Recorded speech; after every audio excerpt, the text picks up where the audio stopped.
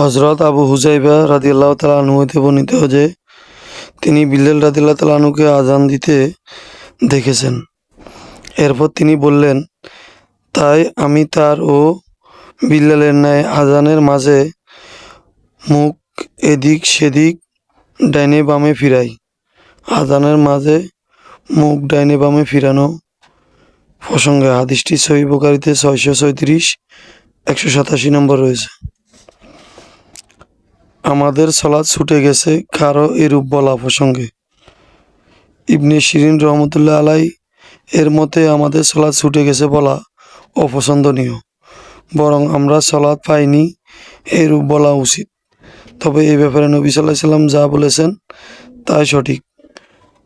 আবু কাতাদা রাদিয়াল্লাহু তাআলা আনহু হতে বর্ণিত, তিনি বলেন, একবার আমরা নবী সাল্লাল্লাহু আলাইহি সাল্লামের সঙ্গে সালাত আদায় করেছিলাম।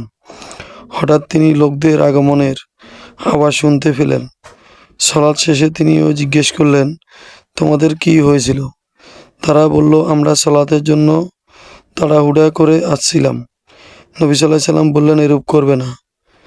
যখন ও সালাতের আসবে ধীরে স্থিরভাবে আসবে, ইমামের সাথে যতটুকু পাও তা আদায় করবে, আর যতটুকু ছুটে যায় ইমামের সালাম ফিরানোর পর পূর্ণভাবে আদায় করবে।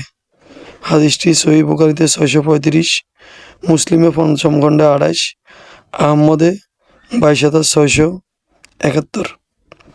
সালাত ও জামাতের দিকে দৌড়ে আসবে না, বরং শান্তি ও ধীরস্থিরভাবে আসবে। তিনি বলেন, তোমাদের ইমামের সাথে যতটুকু সালাত পাও, রাসূল সাল্লাল্লাহু আলাইহি ওয়াসাল্লাম বলেছেন, আদায় করবে, আর তোমাদের যা ও ছুটে যায় ইমামের সালাম ফিরানোর পর পুনরায় পড়ে নিবে। আবু কাতাদা নবী সাল্লাল্লাহু আলাইহি সাল্লাম হইতে এই কথা বর্ণনা করেছেন। হযরত আবু হুরায়রা রাদিয়াল্লাহু তাআলা আনহু সূত্রে বর্ণিত, নবী করিম সাল্লাল্লাহু আলাইহি সাল্লাম বলেছেন, তিনি আরো বলেন, যখন তোমরা ইকামত শুনতে পাবে তখন সালাতের দিকে চলে আসবে। তোমাদের উচিত স্থিরতা এবং দাম্ভিক অবলম্বন না করা। স্থিরতা, ধৈর্যের সাথে আসা, তাড়াহুড়া না করা, ইমামের সাথে যতটুকু পাও তা আদায় করা, আর যা ও ছুটে যায় তা পূর্ণ করবে। হাদিসটি সহিহ বুখারীতে ৬৩৬, ৯০৮, সহিহ মুসলিমে পঞ্চম খণ্ড ২৯, আহমদে ২২,৭১২ নম্বরে রয়েছে। ইকামতের সময় ইমামকে দেখলে লোকেরা কখন দাঁড়াইবে এ সম্পর্কে হাদিস। আবু কাতাদা রাদিয়াল্লাহু তাআলা আনহু হতে বর্ণিত, তিনি বলেন, রাসূল সাল্লাল্লাহু আলাইহি সাল্লাম বলেছেন, সালাতের ইকামত হইলে আমাকে না দেখা পর্যন্ত তোমরা দাঁড়াইবে না। হাদিসটি ৬৩৭, ৬৩৮, ৯০৯ নম্বরে রয়েছে। সহিহ মুসলিমে পঞ্চম খণ্ডে ২৯ নম্বর রয়েছে, আহমদে ২২,৭১২ নম্বরে রয়েছে। তাড়াহুড়া করে সালাতের দিকে দৌড়াইতে নেই, বরং শান্ত এবং ধীরস্থিরভাবে দাঁড়াইতে হইবে।